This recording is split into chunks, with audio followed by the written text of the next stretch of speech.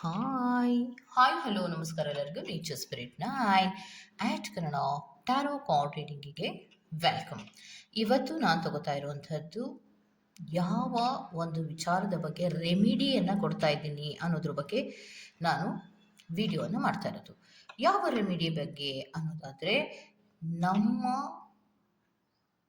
ಮನೆ ಅಥವಾ ನಾವಿರುವಂತಹ ಜಾಗ, ಆ ಜಾಗದಲ್ಲಿ ಒಂದು ಬ್ಯಾಡ್ ಎನರ್ಜಿ ಅಥವಾ ನೆಗೆಟಿವ್ ಎನರ್ಜಿಗಳು ಇದೆಯಾ ಅಥವಾ ಇಲ್ವಾ ಅನ್ನೋದ್ರ ಬಗ್ಗೆ ನಾನು ಈ ವಿಡಿಯೋನ ಮಾಡ್ತಾ ಇದ್ದೀನಿ.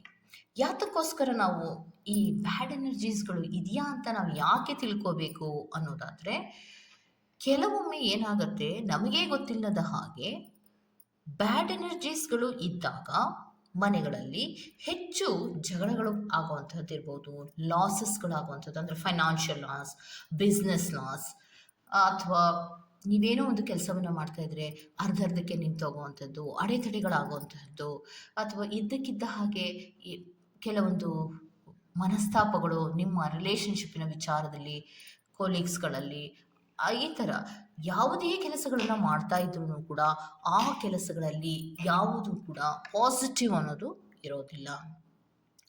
ಅಂತಹ ಸಂದರ್ಭದಲ್ಲಿ ನನ್ನ ಟೈಮ್ ಚೆನ್ನಾಗಿಲ್ವಾ ಅಂತ ಯೋಚನೆ ಮಾಡೋದಕ್ಕೆ ಮುಂಚಿತವಾಗಿ ನಾನಿರುವಂತಹ ಜಾಗ ಅಥವಾ ನಾನಿರುವಂತಹ ಮನೆ ಅದು ಪಾಸಿಟಿವ್ ಆಗಿದೆಯಾ ಅನ್ನೋದನ್ನ ಫಸ್ಟ್ ನಾವು ತಿಳ್ಕೋಬೇಕಾಗತ್ತೆ.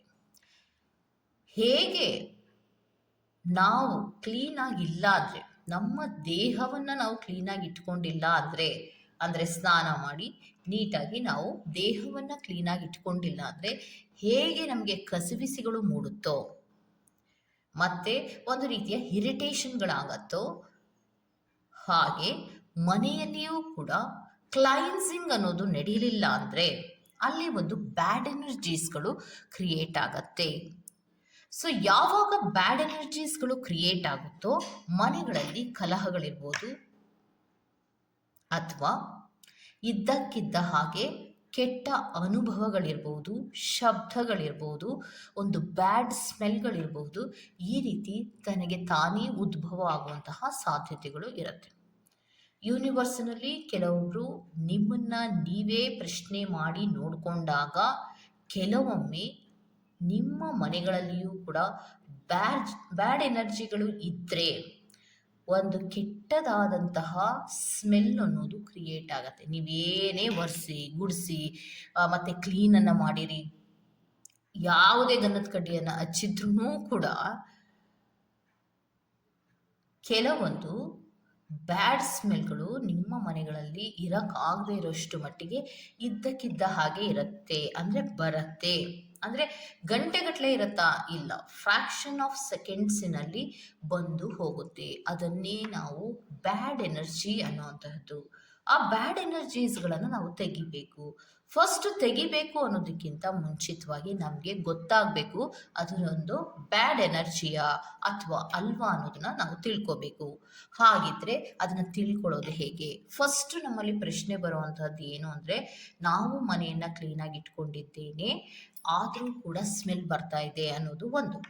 ಮತ್ತೆ ಕೆಲವೊಬ್ಬರು ಏನು ಅಂತೀರಾ, ನಾನು ಪೂಜೆ ಮಾಡ್ತಾ ಇದ್ದೀನಿ ಆದರೂ ಕೂಡ ನಮಗೆ ಲಾಸಸ್ಗಳಿರ್ಬೋದು, ಆಕ್ಸಿಡೆಂಟ್ಗಳಿರ್ಬೋದು, ಇದ್ದಕ್ಕಿದ್ದ ಹಾಗೆ ಯಾರ ಜೊತೆ ನಾನು ಮಾತಾಡ್ತಾ ಇದ್ದರೆ ಅಲ್ಲಿ ಇದ್ದಕ್ಕಿದ್ದ ಹಾಗೆ ಜಗಳಗಳಾಗೋದಿರ್ಬೋದು, ಯಾವುದೇ ಇನ್ವೆಸ್ಟ್ಮೆಂಟನ್ನು ಮಾಡಿದ್ರೂ ಕೂಡ ಅರ್ಧಕ್ಕೆ ನಿಲ್ಲೋದಿರ್ಬೋದು.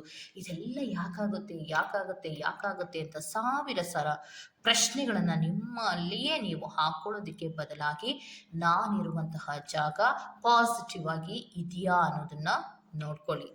ಅದನ್ನು ನೋಡಿಕೊಂಡಾಗ ಅಥವಾ ನೀವಿರುವಂತಹ ಜಾಗವನ್ನು ಪಾಸಿಟಿವ್ ಮಾಡಿಕೊಂಡಾಗ ನಿಮ್ಮೆಲ್ಲ ಕೆಲಸಗಳು ಕೂಡ ಪಾಸಿಟಿವ್ ಆಗುತ್ತೆ. ಇದನ್ನು ನೀವು ತಿಳ್ಕೊಳ್ಳೋದು ಬಹಳ ಈಸಿ ಮೆಥಡಲ್ಲಿ ತಿಳ್ಕೋಬಹುದು. ಅದಕ್ಕೇನು ಸುಮಾರು ದುಡ್ಡನ್ನು ಖರ್ಚು ಮಾಡಿ ತಿಳ್ಕೋಬೇಕಾ? ಆ ತರಹ ಏನೂ ಇಲ್ಲ. ಈಸಿ ಮೆಥಡು, ಮನೆಯಲ್ಲೇ ಇರುವಂತಹ ಪದಾರ್ಥಗಳನ್ನು ಯೂಸ್ ಮಾಡಿಕೊಂಡು ನಾವು ಸ್ಪಿರಿಟ್ಸ್ಗಳ ಸಹಾಯದಿಂದ ಮನೆಯಲ್ಲಿರುವಂತಹ ಬ್ಯಾಡ್ ಎನರ್ಜೀಸ್ಗಳು ಇದೆಯಾ ಅಥವಾ ಇಲ್ವಾ ಅನ್ನೋದನ್ನ ಈಸಿಯಾಗಿ ನಾವು ತಿಳ್ಕೋಬಹುದಾಗಿರತ್ತೆ. ಅದು ಹೇಗೆ ಅನ್ನೋದನ್ನ ನಿಮಗೆ ನಾನು ಹೇಳ್ತಾ ಹೋಗ್ತೀನಿ. ಓಕೆ, ಸೊ ಬ್ಯಾಡ್ ಎನರ್ಜೀಸ್ಗಳು ಇದೆಯಾ ಅಂತ ತಿಳ್ಕೊಳ್ಳೋದಕ್ಕೆ ನಿಮಗೆ ಬೇಕಾಗಿರುವಂಥದ್ದು ಒಂದು ಗ್ಲಾಸ್. ಓಕೆ, ಗಾಜಿನ ಒಂದು ಗ್ಲಾಸನ್ನು ತಗೊಳ್ಳಿ. ಓಕೆ, ತದನಂತರದಲ್ಲಿ ಇದಕ್ಕೆ ನೀರು ಬೇಕು. ಓಕೆ, ಸೊ ಒಂದು ಗಾಜಿನ ಗ್ಲಾಸನ್ನು ತಗೊಂಡ ತದನಂತರದಲ್ಲಿ ನೀವೇನು ಮಾಡಬೇಕಂದ್ರೆ ಆ ಗ್ಲಾಸನ್ನು ತೊಳೆದು ಕ್ಲೀನ್ ಮಾಡಿ ಅದನ್ನು ಕ್ಲೈನ್ಸ್ ಮಾಡ್ಕೋಬೇಕು. ಕ್ಲೈನ್ಸಿಂಗ್ ಪರ್ಪಸ್ ನಿಮಗೆ ಯಾತಕ್ಕೋಸ್ಕರ ಅನ್ನೋದು ನಿಮಗೆ ಗೊತ್ತಿದೆ. ಕ್ಲೀನಿಂಗ್ ಪರ್ಪಸ್ಸಿಗೆ ಕ್ಲೈನ್ಸ್ ಮಾಡೋದ್ರಿಂದ ನಾವು ಏನೇ ಕೆಲಸಗಳನ್ನು ಮಾಡಿದ್ರೂ ಕೂಡ ಅಡೆತಡೆಗಳನ್ನೋದು ಬರಬಾರದು ಅನ್ನೋ ಕಾರಣಕ್ಕೋಸ್ಕರವಾಗಿ ನಾವೇನು ಮಾಡ್ತೀವಿ, ನಮ್ಮ ಒಂದು ನಾವೇನೊಂದು ರೆಮಿಡಿಗಳನ್ನು ಮಾಡ್ತಿರ್ತೀವಿ ಅದಕ್ಕೆ ಒಂದು ಕ್ಲೈನ್ಸಿಂಗ್ ಪ್ರೋಸೆಸ್ಸನ್ನು ಮಾಡಬೇಕು. ಫಸ್ಟು ನೀವು ಕ್ಲೈನ್ಸ್ ಆಗಿರಬೇಕು, ಮತ್ತು ಮಾಡುವಂತಹ ಕೆಲಸಗಳಲ್ಲಿ ಶ್ರದ್ಧೆಯೂ ಇರಬೇಕು, ಮತ್ತು ನೀವೇನು ಮಾಡ್ತಾ ಇದ್ದೀರಾ, ಯಾವುದನ್ನು ಬಳಸ್ತಾ ಇದ್ದೀರಾ ಅದನ್ನು ಕೂಡ ಕ್ಲೈನ್ಸ್ ಮಾಡಬೇಕು. ಓಕೆ ಓಕೆ ಸೊ ತದನಂತರದಲ್ಲಿ ನೀವು ಈ ಗಾಜಿನ ಗ್ಲಾಸಿಗೆ ವಾಟರನ್ನು ಹಾಕಬೇಕು, ಆ್ಯಡ್ ಮಾಡಬೇಕು. ಸೊ ಈ ವಾಟರ್ ಮೂನ್ ಲೈಟಿನ ವಾಟರ್ ಆಗಿದ್ರೆ ತುಂಬ ಒಳ್ಳೆಯದು. ಅಂದರೆ ಈ ಹುಣ್ಣಿಮೆಯ ರಾತ್ರಿಯಲ್ಲಿ ಒಂದು ಜಾರಿನಲ್ಲಿ, ಅಂದರೆ ಗಾಜಿನ ಗ್ಲಾಸಿನಲ್ಲಿ ಅಥವಾ ಟ್ರಾನ್ಸ್ಪರೆಂಟ್ ಆಗಿರಬೇಕು, ಅಂದರೆ ನೀರು ಕಾಣಿಸ್ಬೇಕು. ಟ್ರಾನ್ಸ್ಪರೆಂಟ್ ಆಗೋದು ಯಾವುದರಲ್ಲಿ, ಕೆಲವೊಮ್ಮೆ ಪ್ಲಾಸ್ಟಿಕ್ರಲ್ಲೂ ಕೂಡ ಟ್ರಾನ್ಸ್ಪರೆಂಟ್ ಆಗಿ ಕಾಣಿಸುತ್ತೆ, ಬಟ್ ಬೇಡ. ಗಾಜಿನ ಒಂದು ಜಾರಿನಲ್ಲಿ ನಿಮಗೆ ಎಷ್ಟು ಬೇಕೋ ನೀರನ್ನು ನೀವು ಕಲೆಕ್ಟ್ ಮಾಡ್ಕೊಳ್ಳಿ. ಅಂದರೆ ಚಂದ್ರನ ಬೆಳಕಿಗೆ ನೀವು ಒಂದು ಗ್ಲಾಸ್ ಅಥವಾ ಒಂದು ಗ್ಲಾಸ್ ಇರ್ಬೋದು ಅಥವಾ ಒಂದು ಜಾರಿನ ನೀರನ್ನು ಹಾಕಿ ಅದನ್ನು ಮುಚ್ಚಿ ಅದಕ್ಕೆ ಚಂದ್ರನ ಬೆಳಕು ಬೀಳೋ ತರಹ ಮಾಡಬೇಕು. ಈ ಕೆಲಸಗಳನ್ನು ಮಾಡುವಾಗ ಎಲ್ಲರಿಗೂ ಹೇಳಿ ಹೇಳಿ ಹೇಳಿ ಮಾಡೋದಲ್ಲ. ನೀವು ಮಾಡ್ತಾ ಇರುವಂತಹ ಪರ್ಪಸ್ ಏನು, ಯಾರಿಗೋ ತೊಂದರೆ ಕೊಡೋಕ್ಕೇನು ನೀವು ಮಾಡ್ತಾ ಇಲ್ಲ. ನೀವು ಮಾಡುವಂಥ ಉದ್ದೇಶ ಏನು, ನಮ್ಮ ಮನೆ ಕ್ಲೈನ್ಸ್ ಆಗಬೇಕು. ಕ್ಲೈನ್ಸ್ ಆಗಬೇಕಂದ್ರೆ ಒಂದು ಎನರ್ಜಿ ಇರುವಂತಹ ವಾಟರ್ ಬೇಕು. ಎನರ್ಜಿ ಇರುವಂತಹ ವಾಟರಿಂದ ನೀವು ಈಸಿಯಾಗಿ ತಿಳ್ಕೊಬಹುದು.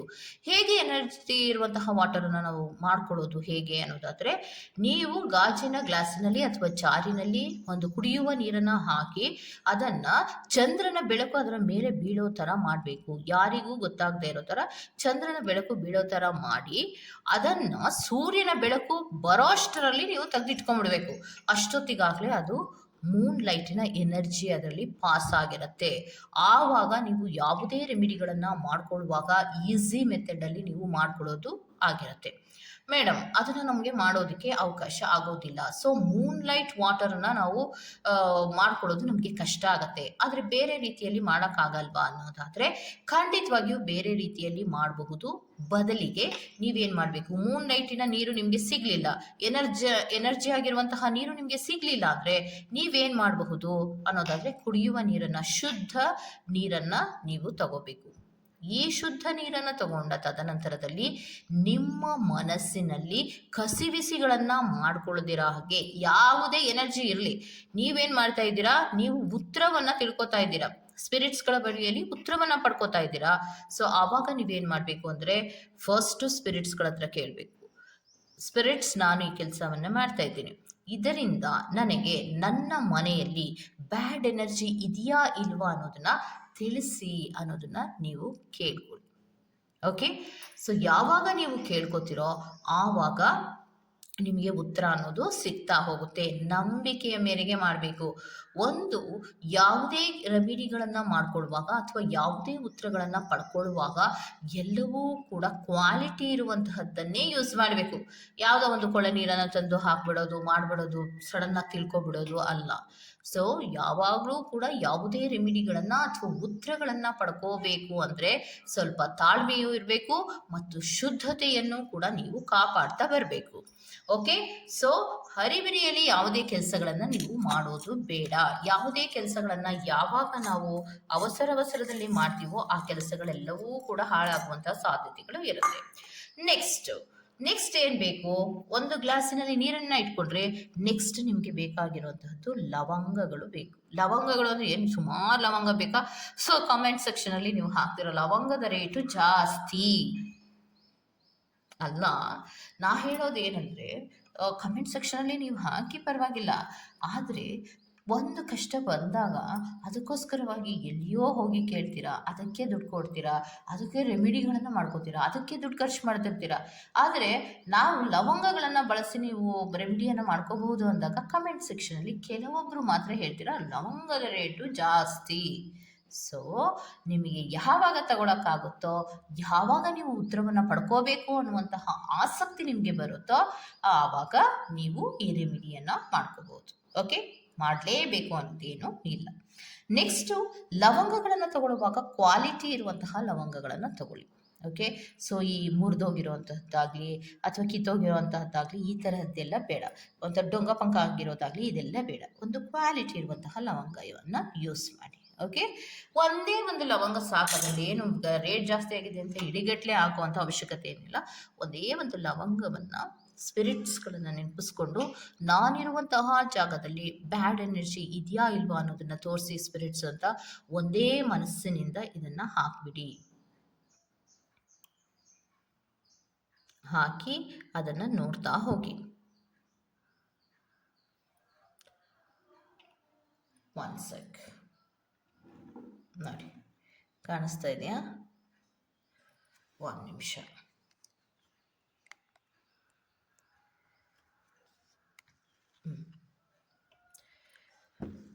One sec.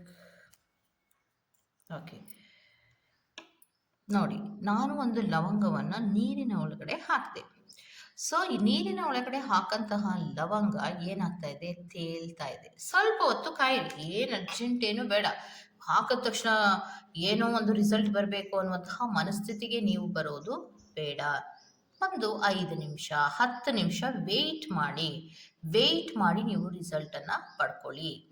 ಓಕೆನಾ? ಸೊ ಈ ಲವಂಗ ತೇಲ್ತಾ ಇದ್ರೆ ನಿಮ್ಮ ಮನೆಯಲ್ಲಿ ಯಾವುದೇ ರೀತಿಯ ಬ್ಯಾಡ್ ಎನರ್ಜಿ ಅನ್ನೋದು ಇಲ್ಲ. ಯಾರ ಮಾತನ್ನು ನೀವು ಕೇಳಿಸ್ಕೊಳ್ಳುವಂತಹ ಅಗತ್ಯ ಏನೂ ಇರೋದಿಲ್ಲ. ಅಥವಾ ನಿಮಗೆ ನೀವೇ ಒಂದು ಬೇಡದ ಪ್ರಶ್ನೆಗಳನ್ನು ಹಾಕೊಳ್ಳೋದು ಕೂಡ ಏನು ಬೇಡ. ಅಂದರೆ ನೀವಿರುವಂತಹ ಮನೆಯಲ್ಲಿ ಅಥವಾ ಜಾಗದಲ್ಲಿ ಬ್ಯಾಡ್ ಎನರ್ಜೀಸ್ ಇದೆಯಾ ಅಂತ ತಿಳ್ಕೊಳ್ಳೋದಕ್ಕೆ ನೀವು ಒಂದು ಲವಂಗವನ್ನು ನೀರಿನಲ್ಲಿ ಹಾಕ್ತೀರಾ. ಆ ನೀರಿನಲ್ಲಿ ಹಾಕಂತಹ ಲವಂಗ ತೇಲ್ತಾ ಇದ್ರೆ ಅಲ್ಲಿ ಬ್ಯಾಡ್ ಎನರ್ಜಿ ಅನ್ನೋದು ಇಲ್ಲ. ಅಕಸ್ಮಾತ್ ನೀವು ಹಾಕಿದಂತಹ ಲವಂಗ ನೀರಿನ ಒಳಗಡೆ ಬಂದು ಕೆಳಭಾಗದಲ್ಲಿ ಕೂತ್ಕೊಂಡ್ರೆ, ಒಂದು ನಿಮಿಷ, ಇದೇ ಲವಂಗ ಬಂದು ಕೆಳಭಾಗದಲ್ಲಿ ಏನಾದರೂ ಕೂತಿದ್ರೆ ಆ ಒಂದು ಜಾಗದಲ್ಲಿ ಬ್ಯಾಡ್ ಎನರ್ಜಿ ಇದೆ ಅನ್ನುವಂಥದ್ದು ಕನ್ಫರ್ಮ್ ಆಗತ್ತೆ, ಇದ್ದೇ ಇರತ್ತೆ. ಓಕೆನಾ? ಇದನ್ನ ನೀವು ಕನ್ಫರ್ಮ್ ಮಾಡ್ಕೊಳ್ಳಿ. ಈಗ ನಮ್ಮ ಮನೆಯಲ್ಲಿ ಈ ವಿಡಿಯೋನ ಮಾಡ್ತಾ ಇದ್ದೀನಿ. ಸೊ ಈ ವಿಡಿಯೋನ ಮಾಡುವಾಗ ನಾನು ಕೂಡ ಬ್ಯಾಡ್ ಎನರ್ಜಿ ಇದೆಯಾ ಇಲ್ವಾ ಅನ್ನೋದನ್ನ ನಾನು ತಗೋತಾ ಇರುವಂತಹ ರಿಸಲ್ಟಿನಲ್ಲಿ ಇಲ್ಲ ಅನ್ನುವಂಥದ್ದು ಬರ್ತಾ ಇದೆ. ಸೊ ಇಷ್ಟೇ ಮೆಥಡನ್ನು ಯೂಸ್ ಮಾಡಿ ರಿಸಲ್ಟ್ ಏನಾಗಿರುತ್ತೆ ಅಂದರೆ, ಈ ಲವಂಗ ಅನ್ನೋದು ಕೆಳಭಾಗದಲ್ಲಿ ಬಂದು ಕೂತ್ರೆ, ಅರ್ಥ ಆಗ್ತಾ ಇದೆಯಾ? ಸೊ ಕೆಳಭಾಗದಲ್ಲಿ ಬಂದು ಕೂತ್ರೆ ಅಲ್ಲಿ ಬ್ಯಾಡ್ ಎನರ್ಜೀಸ್ಗಳು ಖಂಡಿತವಾಗಿಯೂ ಇದೆ ಅನ್ನೋದರ ಅರ್ಥ ಆಗಿರುತ್ತೆ. ಸ್ಪಿರಿಟ್ಸ್ಗಳು ನಿಮಗೆ ಉತ್ತರವನ್ನ ಕೊಟ್ಟಿದ್ದಾರೆ ಎನ್ನುವಂತಹ ಅರ್ಥ ಆಗಿರುತ್ತೆ. ಇಷ್ಟೇ. ಇದನ್ನು ಯಾತಕ್ಕೋಸ್ಕರ ಮಾಡ್ತಾ ಇದ್ದೀನಿ ಅಂದರೆ, ಈಗ ಆಲ್ರೆಡಿ ಅಮಾವಾಸ್ಯೆ ಬರ್ತಾ ಇದೆ, ಯುಗಾದಿ ಹಬ್ಬದ ಅಮಾವಾಸ್ಯೆ ಬರ್ತಾ ಇದೆ. ಸೊ ಬ್ಯಾಡ್ ಎನರ್ಜೀಸ್ಗಳಿದೆ. ಈ ಯುಗಾದಿ ಹಬ್ಬದ ತದನಂತರದಲ್ಲಿ ನನಗೆ ಒಳ್ಳೇದಾಗತ್ತಾ ಕೆಟ್ಟದಾಗತ್ತಾ ಈ ತರಹದ್ದೆಲ್ಲ ಯೋಚನೆಗಳನ್ನ ಮಾಡೋದಕ್ಕೆ ಬದಲಾಗಿ ನನಗೇನು ಕಷ್ಟ ಬರ್ತಾ ಇದೆ, ಫಸ್ಟ್ ನಾನಿರುವಂತಹ ಜಾಗ ಕ್ಲೈನ್ಸ್ ಆಗಿದೆಯಾ ಅನ್ನೋದನ್ನ ನೋಡಿಕೊಂಡು ತದನಂತರದಲ್ಲಿ ನಾವು ರೆಮಿಡೀಸ್ಗಳನ್ನು ಮಾಡ್ಕೊಳ್ಳುವಂತಹ ಪ್ರಯತ್ನವನ್ನು ಮಾಡೋಣ. ಇದೇನಾದರೂ ಕೆಳಭಾಗದಲ್ಲಿ ಬಂದು ಇಲ್ಲಿ ಕೂತ್ರೆ ನಿಮ್ಮ ಮನೆಯಲ್ಲಿ ಬ್ಯಾಡ್ ಎನರ್ಜಿ ಇದೆ ಅನ್ನುವಂತಹ ಕನ್ಫರ್ಮೇಷನ್ ಆಗಿರತ್ತೆ. ಕ್ಲಿಯರ್? ಸೊ ಮೇಡಮ್, ಯಾವಾಗ ಮಾಡಬೇಕು, ಯಾವಾಗ ಮಾಡ್ತೀರಾ? ಬ್ರಾಹ್ಮಿ ಮುಹೂರ್ತದಲ್ಲಿ ನೀವು ಮಾಡಿ ಅನ್ನೋದನ್ನ ನಾನು ಹೇಳ್ತೀನಿ. ಯಾವುದೇ ಕೆಲಸಗಳನ್ನ ಮಾಡುವಾಗ ಬ್ರಾಹ್ಮಿ ಮುಹೂರ್ತದಲ್ಲಿ ಮಾಡಿದ್ರೆ ತುಂಬಾ ಒಳ್ಳೆಯದು.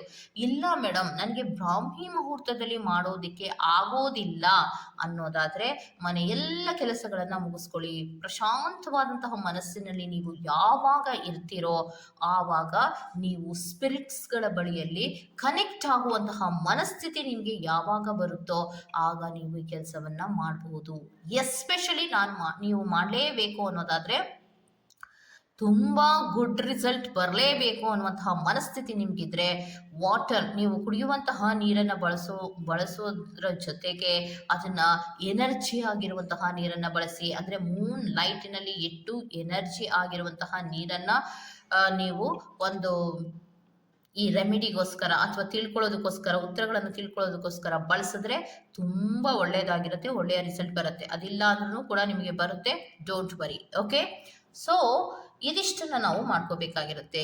ಮೇಲಿಂದ ಮೇಲೆ ಕಸಿಬಿಸಿಗಳಾದಾಗ, ಹಿಂಸೆಗಳಾದಾಗ, ಜಗಳಗಳಾದಾಗ, ಇದ್ದಕ್ಕಿದ್ದ ಹಾಗೆ ಏನೋ ಒಂದು ಲಾಸಸ್ಗಳಾಗ್ತಾ ಇದ್ದಾಗ, ಒಂದು ರೀತಿಯಲ್ಲಿ ಆಕ್ಸಿಡೆಂಟ್ಗಳಿರಬಹುದು, ಯಾವುದೇ ರೀತಿಯ ಆರೋಗ್ಯದಲ್ಲಿ ಏರುಪೇರುಗಳಿರಬಹುದು, ಮೇಲಿಂದ ಮೇಲೆ ತಲೆನೋವು ಬರೋದಿರಬಹುದು, ಏನೇ ವ್ಯತ್ಯಾಸಗಳು ಆಗ್ತಾ ಇದ್ರು ಫಸ್ಟ್ ನಾವು ತಿಳ್ಕೊಬೇಕಾಗಿರೋದು ನಾನಿರುವಂತಹ ಜಾಗದಲ್ಲಿ ಒಂದು ಪಾಸಿಟಿವ್ ಎನರ್ಜಿ ಇದೆಯಾ ಅಂತ. ಯಾವಾಗ ನಾವಿರುವಂತಹ ಜಾಗದಲ್ಲಿ ಪಾಸಿಟಿವ್ ಎನರ್ಜಿ ಇರುತ್ತೋ ನಮ್ಮ ಆಲೋಚನೆಗಳಲ್ಲಿಯೂ ಕೂಡ ಪಾಸಿಟಿವ್ ಆಗಿರುತ್ತೆ. ನಾವು ಮಾಡುವಂತಹ ಪ್ರತಿ ಒಂದು ಕೆಲಸಗಳು ಕೂಡ ಪಾಸಿಟಿವ್ ಮೂವಿನ ಕಡೆಗೇನೆ ಹೋಗುತ್ತೆ. ಯಾವಾಗ ನಾವಿರುವಂತಹ ಜಾಗದಲ್ಲಿ ನೆಗೆಟಿವ್ ಎನರ್ಜಿ ಕ್ರಿಯೇಟ್ ಆಗುತ್ತೋ ಅಥವಾ ಅದನ್ನ ಬ್ಯಾಡ್ ಎನರ್ಜಿ ಅಂತ ಕೂಡ ನಾವು ಕರಿತೀವಿ, ಯಾವಾಗ ಬ್ಯಾಡ್ ಎನರ್ಜೀಸ್ಗಳು ಕ್ರಿಯೇಟ್ ಆಗುತ್ತೋ ಅಂತಹ ಸಂದರ್ಭಗಳಲ್ಲಿ ಮಾಡಿದಂತಹ ಯಾವುದೇ ಕೆಲಸಗಳು ಕೂಡ ಮೂವ್ಮೆಂಟ್ ಅನ್ನ ಕಾಣೋದಿಕ್ಕೆ ಸಾಧ್ಯವೇ ಇರೋದಿಲ್ಲ. ಸೊ ಇದನ್ನ ನೀವು ಈಸಿ ಮೆಥಡಿನಲ್ಲಿ ನೀವು ತಿಳ್ಕೋಬಹುದು. ಸೊ ಒಂದು ಪಕ್ಷದಲ್ಲಿ ನಿಮಗೆ ಇದೇನಾದ್ರೂ ಲವಂಗ ಕೆಳಭಾಗದಲ್ಲಿ ಬಂದು ಕೂತ್ಕೊಂಡ್ರೆ, ಮೇಡಮ್ ಏನ್ ಮಾಡ್ಬಿಡೋದು, ಏನಾಗ್ಬಿಡುತ್ತೆ ಮೇಡಮ್, ಅಥವಾ ನಾವ್ ಏನ್ ಮಾಡೋದು, ಗೊತ್ತಾಗೋಯ್ತು ನನಗೆ ಬ್ಯಾಡ್ ಎನರ್ಜಿ ಇದೆ ಅನ್ನೋದು ಗೊತ್ತಾಗೋಯ್ತು, ನನಗೆ ಏನ್ ಮಾಡೋದು? ನಾನು ಯಾವಾಗಲೂ ಹೇಳ್ತೀನಿ, ಯಾವುದೇ ಉತ್ತರಗಳನ್ನು ಪಡ್ಕೊಳ್ಳೋವಾಗ ನಿಮಗೆ ಎಷ್ಟು ಇಂಟ್ರೆಸ್ಟ್ ಇರುತ್ತೋ ಆ ಉತ್ತರಗಳು ಬಂದ ತದನಂತರದಲ್ಲಿಯೂ ಕೂಡ ಅದು ಗುಡ್ ಆರ್ ಬ್ಯಾಡ್ ಯಾವುದೇ ಉತ್ತರಗಳಾಗಿರ್ಬೋದು, ಅಂದರೆ ನಿಮಗೆ ಫೇವರಬಲ್ ಆದಂತಹ ಉತ್ತರ ಬರ್ಬೋದು ಅಥವಾ ಅದು ನಿಮ್ಮ ಫೇವರಬಲ್ ಅಲ್ಲದ ಉತ್ತರಗಳು ಬರಬಹುದು. ಆದರೆ ಅದೆಲ್ಲವನ್ನ ಅಕ್ಸೆಪ್ಟ್ ಮಾಡುವಂತಹ ಮನಸ್ಥಿತಿ ನಿಮ್ಮಲ್ಲಿ ಇರಬೇಕು. ಇದೇ ಲವಂಗ ಕೆಳಭಾಗದಲ್ಲಿ ಬಂದು ಕೂತಿದ್ದಿದ್ರೆ ನಾ ಏನ್ ಮಾಡ್ತಾ ಇದ್ದೆ ಅನ್ನೋದಾದ್ರೆ, ಸೊ ಯಾವುದೇ ರೀತಿಯ ಗಾಬರಿಗಳನ್ನ ಕೂಡ ನಾನು ಮಾಡ್ಕೊಳ್ದಿರ ಇದೇ ಒಂದು ಪ್ರೋಸೆಸ್ ಅನ್ನ ಕರೆಕ್ಟ್ ಆಗಿ ನೋಡಿ ಮನೆಯನ್ನ ಫಸ್ಟ್ ಶುದ್ಧ ಮಾಡಬೇಕು, ಕ್ಲೈನ್ಸ್ ಅನ್ನ ಮಾಡಬೇಕು. ವಿಷ್ಣು ಸಹಸ್ರನಾಮ, ಲಲಿತ ಸಹಸ್ರನಾಮಗಳನ್ನ ಜಾಸ್ತಿ ಹಾಕಬೇಕು. ಹೆಚ್ಚು ಮನೆಯನ್ನ ಕ್ಲೈನ್ಸಿಂಗ್ ಪರ್ಪಸ್ ಅಲ್ಲಿ ಇಡಬೇಕು. ಮತ್ತೆ ಬ್ಯಾಡ್ ಎನರ್ಜೀಸ್ಗಳು ಕ್ರಿಯೇಟ್ ಆಗೋದು ಯಾತಕ್ಕೆ ಅನ್ನೋದಾದ್ರೆ, ಬೇಡದ ವಸ್ತುಗಳು, ತೊಕ್ಕಿಡದಿರುವಂತಹ ವಸ್ತುಗಳು, ಮತ್ತೆ ಹರಿದೋಗಿರುವಂತಹ ಬಟ್ಟೆಗಳು, ಇದ್ಯಾವುದನ್ನು ಕೂಡ ನೀವು ಯೂಸೇ ಮಾಡಬಾರ್ದು. ಕೊಳಕಾಗಿ ಇರೋದನ್ನ ನೀವು ಮೊದಲು ಕಡಿಮೆ ಮಾಡಿದ್ರೆ ಖಂಡಿತವಾಗಿಯೂ ನಿಮ್ಮ ಮನೆ ಅನ್ನುವಂತಹದ್ದು ಒಂದು ಗುಡ್ ಎನರ್ಜಿಗೆ ಕನ್ವರ್ಟ್ ಆಗೇ ಆಗತ್ತೆ. ಸೊ ಅದಕ್ಕೆ ಗಾಬರಿಯನ್ನು ಪಡುವಂತಹ ಅಗತ್ಯ ಇಲ್ಲ. ಸ್ಪಿರಿಟ್ಸ್ಗಳನ್ನ ನಂಬಿ ಹೇಗೆ ಉತ್ತರವನ್ನ ಪಡ್ಕೊಂಡಿರ್ತೀರೋ, ಸ್ಪಿರಿಟ್ಸ್ಗಳನ್ನ ನಂಬಿ ಹಾಗೆ ರೆಮಿಡಿಗಳನ್ನ ಮಾಡೋದ್ರಿಂದ negative convert into the positive ಕನ್ವರ್ಟ್ಗೆ ಆಗೇ ಆಗತ್ತೆ. ಸೊ ನೀವೇನು ಪಾಸಿಟಿವ್ ನೆಗೆಟಿವ್ ಅನ್ನೋದು ಇದ್ದೇ ಇರುತ್ತಾ, ಶಾಶ್ವತವಾಗಿ ಇರುತ್ತಾ, ಅದನ್ನು ತೆಗಿಯೋಕ್ಕಾಗಲ್ವಾ ಅಂದರೆ ಖಂಡಿತವಾಗಿಯೂ ನೆಗೆಟಿವ್ ಅನ್ನೋದನ್ನ ತೆಗೆದು ಮನೆಯಿಂದ ಓಡಿಸಬಹುದು. ಆದರೆ ನಿಮ್ಮಲ್ಲಿ ಪಾಸಿಟಿವ್ ಆದಂತಹ ಒಂದು ಧೈರ್ಯ ನಿಮ್ಮಲ್ಲಿ ಇದ್ರೆ ಖಂಡಿತವಾಗಿಯೂ ನೆಗೆಟಿವ್ ಅನ್ನೋದು ನಿಮ್ಮ ಮನೆಯಲ್ಲಿ ಇರೋದಕ್ಕೆ ಸಾಧ್ಯವೇ ಇಲ್ಲ. ಇದ್ರೂ ಕೂಡ ಅದನ್ನು ನಿಮ್ಮ ಮನೆಯಿಂದ ಹೊರಗೆ ಹಾಕೋದು ಬಹಳಷ್ಟು ಈಸಿ ಮೆಥಡ್ ಆಗಿರುತ್ತೆ ಅನ್ನುವಂಥದ್ದನ್ನ ನಾನು ನಿಮಗೆ ಹೇಳ್ತಾ ಇದ್ದೀನಿ. ಓಕೆ, ಸೊ ಇದಿಷ್ಟು ಒಂದು ಬ್ಯಾಡ್ ಎನರ್ಜೀಸ್ಗಳು ನಮ್ಮ ಮನೆಗಳಲ್ಲಿ ಇದೆಯಾ ಅಥವಾ ನಾವಿರುವಂತಹ ಜಾಗದಲ್ಲಿ ಇದೆಯಾ ಅನ್ನೋದನ್ನ ತಿಳ್ಕೊಳ್ಳೋದಕ್ಕೆ ಒಂದು ವೆರಿ ಈಸಿ ಮೆಥಡ್ ಆಗಿರುತ್ತೆ. ಈ ತರಹದ ವಿಡಿಯೋ ನಿಮ್ಗೆ ಇಷ್ಟ ಆಗಿದ್ರೆ ದಯವಿಟ್ಟು ಸಬ್ಸ್ಕ್ರೈಬ್ ಮಾಡಿ, ಪಕ್ಕದಲ್ಲೇ ಇರುವಂತಹ ಬೆಲ್ ಐಕಾನ್ ಅನ್ನ ಪ್ರೆಸ್ ಮಾಡಿ.